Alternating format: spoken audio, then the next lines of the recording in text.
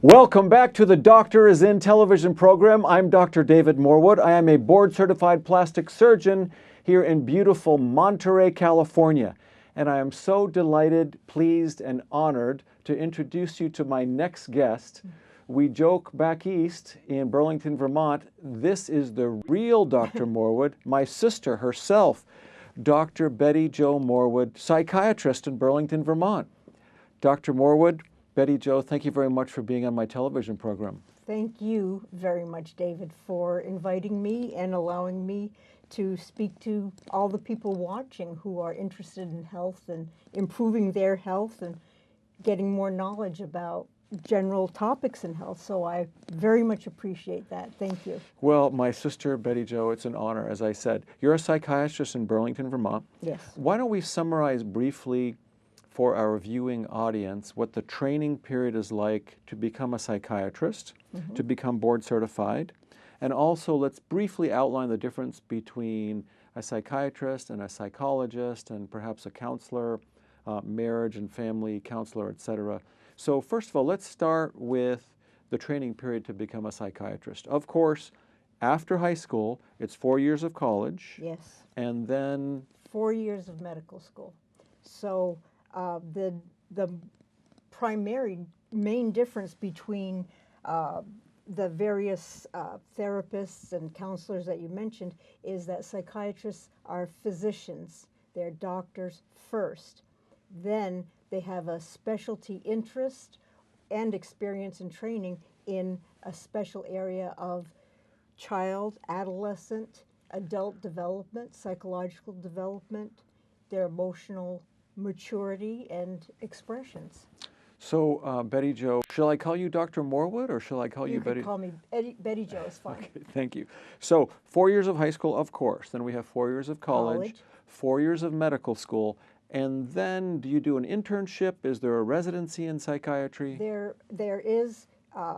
When I was going through the training program, it was year of postgraduate training. So my first 2 years of postgraduate training in psychiatry were in Albany, New York.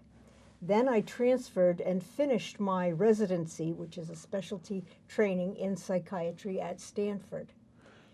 Then I went back to Vermont and did a 2-year fellowship in child psychiatry. So there's first the medical and neurologic training, and then there's the specialty, things having to do more with specific diagnoses or illnesses that we would probably see. Okay, so after medical school, which was 4 years, Yes. you did a total of an additional 6 years of residency and fellowship training. 5 years. 5 years. I So did 5 years. 5 years after medical school, internship and residency training Yes. program. And I should also mention that it's in some states it's mandatory, and in other states it's on your honor system to continue your medical education every year to get at least 10 credits in ongoing medical education. Right, we call those CMEs or continuing medical education credits. Okay. Yes. So Betty Jo, Dr. Morwood, what I'd like to talk about for this first segment of about 18 minutes remaining is this concept or diagnosis of depression. Everybody gets the blues every once in a while. We all have challenges in our life and difficulties during our life where we feel kind of down or low energy. But when does that feeling of being sad or having the blues, when does that cross over into a diagnosis of depression? And perhaps we can teach the audience actually what the definition of depression actually is. Depression, people use the term, oh, I'm so depressed today, or I'm depressed because my cat did something wrong. But depression as a medical term is it's a real illness that pervades your physical self, impacts your social, your work ability, even affects your ability to learn and your memory. So depression is a biochemical shift in your health. So, and the other part of the question is, when should you seek medical help? When it's lasted at least 2 weeks, and or earlier, right away, if the depression is impacting your ability to function, or you're feeling like life isn't worth living, and you're having suicidal thoughts or impulses, then you seek help immediately. Well, Betty, are there diagnostic criteria? In other words, a lot of people say, well, I've been depressed for a week, or I've had the blues for a week, or I lost my dog, or I lost my job, or you know, you've suffered a significant loss in your life of a loved one, and you've been down. People have this expression, I've been down for a week. So what are the specific diagnostic criteria to say someone is, can you say Clinically clinically depressed? Yes. Well, what does that mean, to be clinically depressed? To be well, it's different than grief or normal average sadness in reaction to, say, a job loss or a social, like a relationship breakup. That's average. That's human beings, how they respond to life events. A depression, first of all, it is a sad mood that is unremitting. It just goes on and on. If you lose your ability to find pleasure in anything, you know, like the whole, you know, it's like all the colors are faded away, and the whole world seems gray and lifeless. Even taste changes, that the taste of food no longer pleases you. People sometimes gain weight when they get depressed, and sometimes they lose weight. So it does affect your metabolism and your craving or appetite for food. There's a sleep disturbance that goes along with depression. Classically, it's early morning wakening, so that if your usual time to wake up is between 5 and 6, you may find yourself just wide awake at 3 o'clock in the morning and unable to return to sleep. So that certainly impacts your health and ability to function in the rest of the day if you are constantly sleep deprived. So, and what I said, how the way your cognitive or your thinking part of your brain functions is affected by depression is that you lose perspective. You lose the ability to say, well, you know, tomorrow's going to be a better day. You just feel like your world narrows, so that all you're feeling is the sadness and pain, that nothing else is real. So people could say, oh, but look at the beautiful flower. It's meaningless to someone who is truly clinically depressed. Well, Betty Jo, when we talk about clinical depression and some of the symptoms you're describing actually being somatic or physical. It's not just emotional, mental. No, it affects your physical health. So there may be a disagreement, but is the cause of depression, is that a biochemical, physical, or brain etiology or cause, or is it just caused by the psyche or emotions? Like what? That's a profound and important question, David, and people are researching this all the time. That you know, in the days before we had ways to image the brain's actual function, you know, the MRIs, the magnetic resonance, or, you know, even EEG, the electroencephalogram. Before we had any ways to measure brain activity, the theory was that depression was caused by a loss. Could be a loss, something that was for your self-esteem, or something that affected your feeling of security or safety in the world. Now, certainly grief, which is a profound loss, can trigger depression. Sometimes people, even a seasonal shift can cause depression. Or sometimes it's, like somebody maturing, going from a child to adolescent, that their body is changing, and that can change the chemical balance of their body. So that can trigger depression. Okay, so Betty Jo, I think one of the most important things that we can do in this segment of 18 or 19 minutes is to convey to the audience who should and when should someone call for help. For example, if someone has a significant loss, that they lose their job, or they have a financial loss, calamity, or they have a loss of a relationship, loss of a spouse, a loved one, that it's normal, natural to feel down, or what we call, I feel depressed after this loss. Absolutely. But does that mean that they need or could benefit from a psychiatrist? I guess there must be some additional criteria other than just sort of feeling depressed. When somebody feels down or sad, everybody is different in the way they heal themselves. Some people need time alone to think through things and to sift out the things that are important to them. Some people do need to reach out.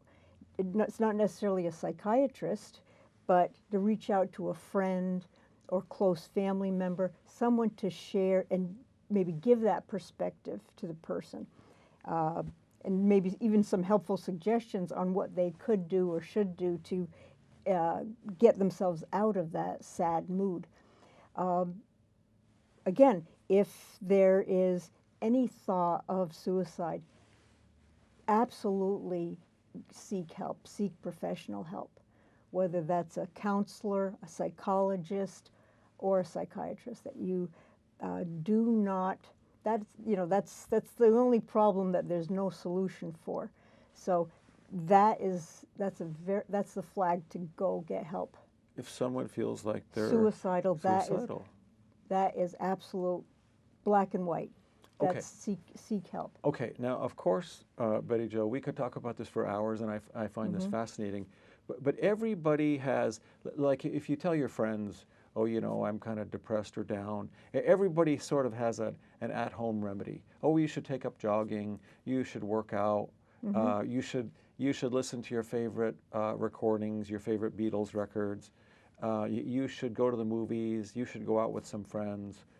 But do those things actually work or help? Or when somebody has a mild, say, case of the blues, or has fallen into a rut, yes, of course, distraction or going to see a comedy at the movie theater, anything like that will help.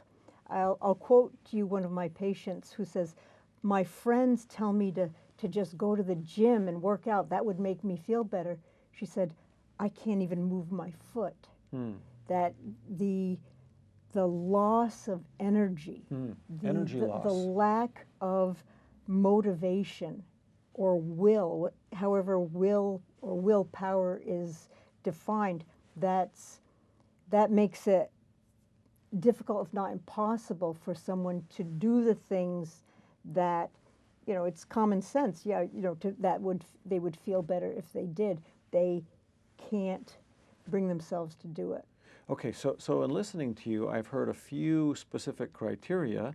A lot of it related to the physical symptoms. Yes. Not just feeling down, but a loss of energy, a loss of appetite perhaps, or maybe increased appetite. A change in appetite, Yep. even change in the way food tastes, change in sleep patterns, change in the way that you perceive the world, and even your thinking, how your cognition is. Yes, like a student may find their grades slipping, or someone who isn't a student will find it harder to maintain lists of chores that they have.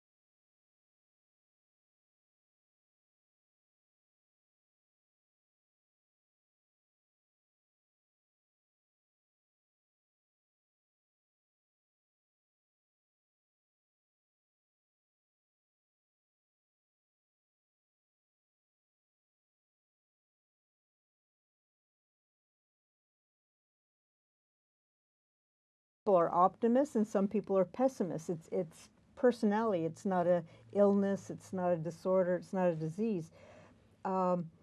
When somebody, again, is worried so that they, like, of course, like you want to plan for a trip. Let me give you an example. You want to plan for a trip. There is, some forethought needed and some maybe rehearsal or plans or arrangements. But if you can't get beyond, well, what if the train is late? What can I do if, my baggage is lost? That you can never enjoy the anticipation of the trip. You can't have any pleasure in your life. That the worries or the rehearsing negative future events takes away your ability to live your life now, to enjoy your life as it is. Okay, so Betty Jo, for example, let's say the college student has a big quarter term exam coming up or final exam, and that college student, man or woman, boy or girl, feels that much of their academic success it relies upon them passing that exam. So Yes. can we say that it might be normal for them to have some insomnia, or they might toss and turn at night, or have their sleep patterns interrupted? I mean, if you have something legitimate, like if you're feeling what we might consider legitimate pressure, if you're trying to refinance a mortgage, or you have a big final exam coming up, or we might have a big work assignment and there's a lot of pressure. A young attorney or an engineer has to submit a project, and they might experience some insomnia, or they might have a change in appetite and eat a lot or eat less and lose weight. Now, does that cross into what you might consider an anxiety disorder? If it goes on for too long, if you're anxious about, like your example of the college student, if the fear of failure or anticipating being kicked out of college can spur them, can motivate them to study and be thorough and not goof off, that is healthy. That's healthy anxiety. When it becomes a disorder is people who, and I mean this is real, that people who are afraid they can't ever learn it well enough. So they'll go over and over and over and over. They cannot accept any imperfection in their learning.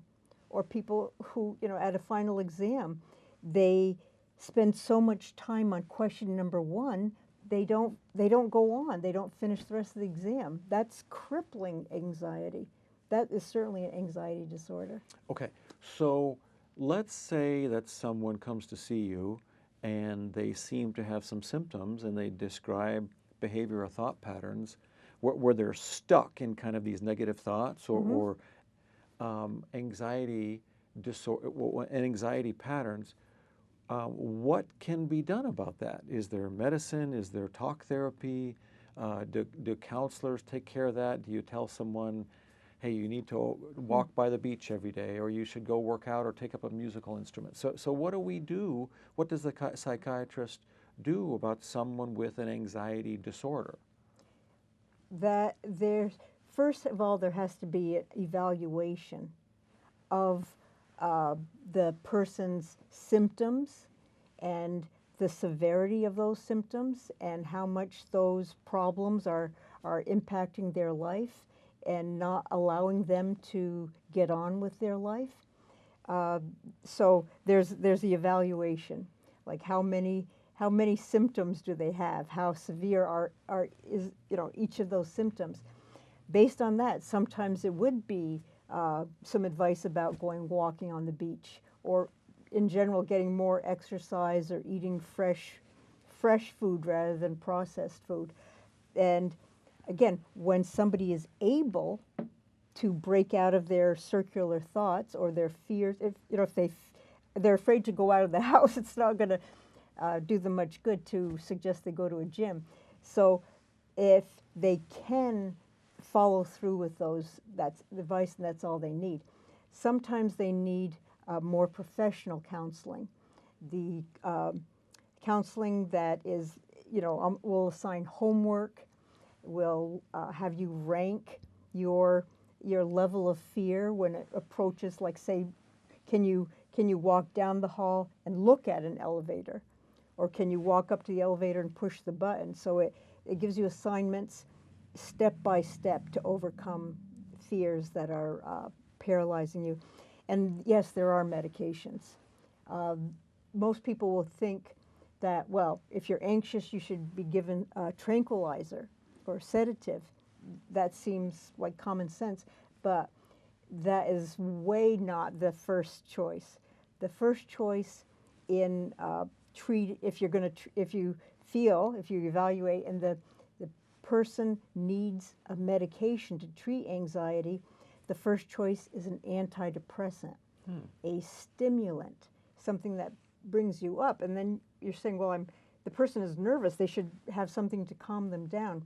But with a antidepressant, the hope for effect is that it will encourage and elevate your own mental energy to be able to say, well, I'm not going to deal with that unless it happens. Or, no, that's ridiculous.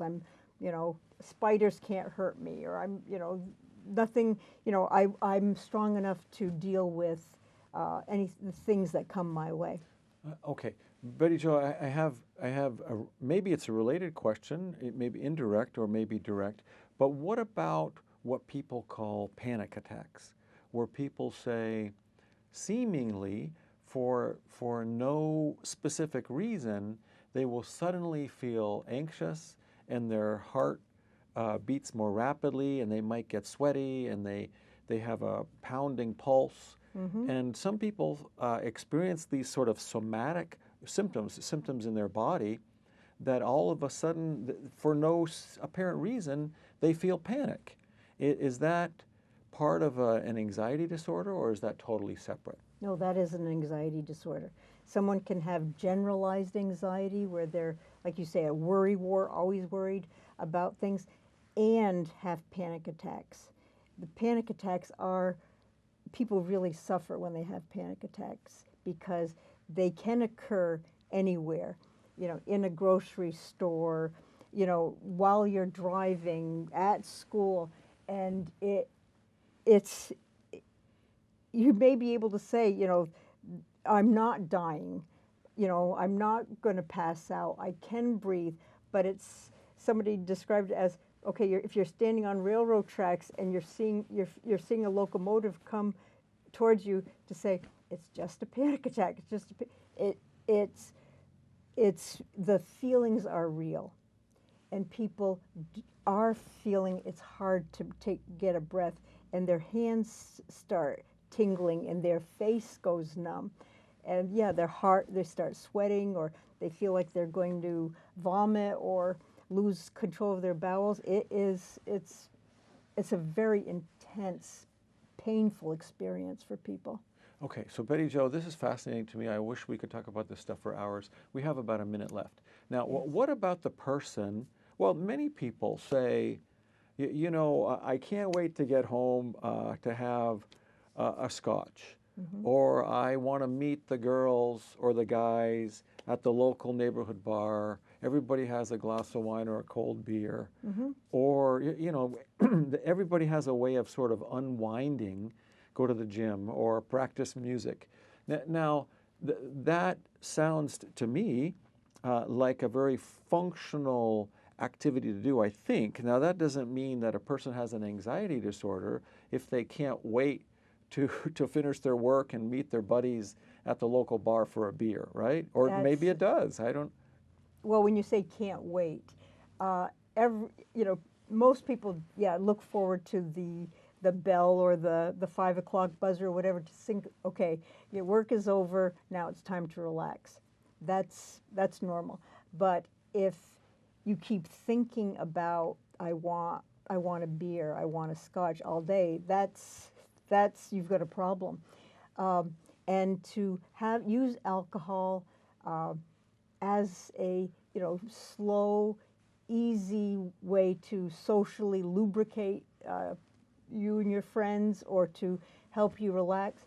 That's healthy. That's what it's supposed to do. That's the real use of alcohol.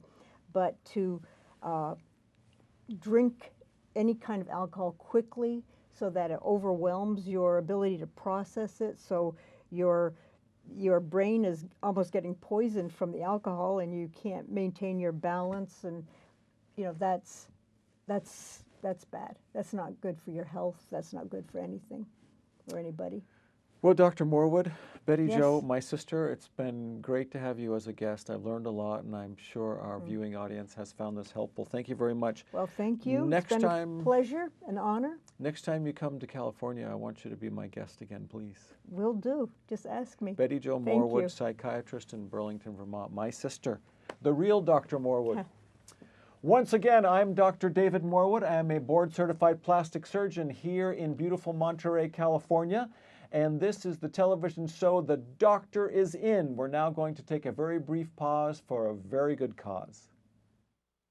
Hello, I'm Dr. David Morwood. I have over 25 years experience in plastic surgery. Here in California, we all love the outdoors. Golf, tennis, going to the beach. However, the sun can play havoc with the delicate skin on the back of the hands and neck. Call or click today to learn the newest methods for restoration and beautification of the hands, neck, and other areas affected by the sun.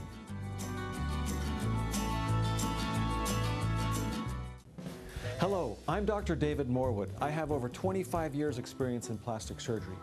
One of the common goals I share with my patients is that they look natural after their facial rejuvenation. Dr. Morwood made me feel really comfortable. His staff is phenomenal. Going into his office is always a great experience. Call or click today to learn how our combined approach of art and science can enhance your natural beauty.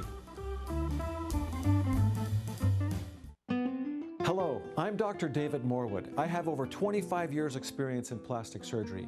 A smooth, firm neckline is a universal sign of beauty in both women and men. Dr. Morwood not only helped me regain my confidence, he helped me achieve the best version of me. Call or click today to learn how the natural neck lift can rejuvenate your beautiful neck and jawline.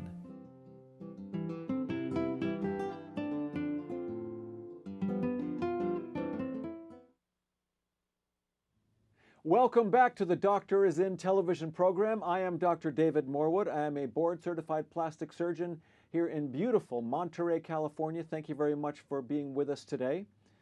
During this next segment, I'd like to talk about one of my most commonly requested procedures in my practice, in my office here in Monterey, California, and that is the natural neck lift. The natural neck lift is a system.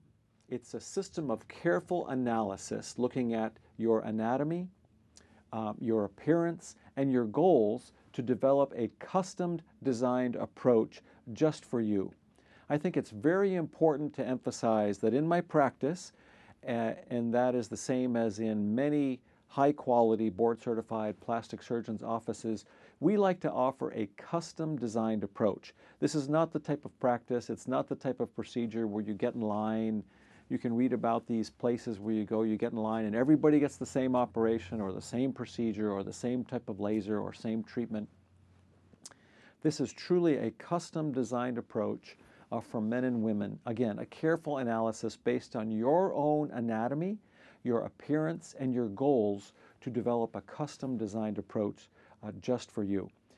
I think it's important to emphasize that a clean, crisp, well-defined, firm neckline, jawline, and chin in both men and women really serves as a very valuable foundation for a beautiful face, for your entire presentation. And of course, the face is a very important, very powerful social tool. And how you feel about your presentation, how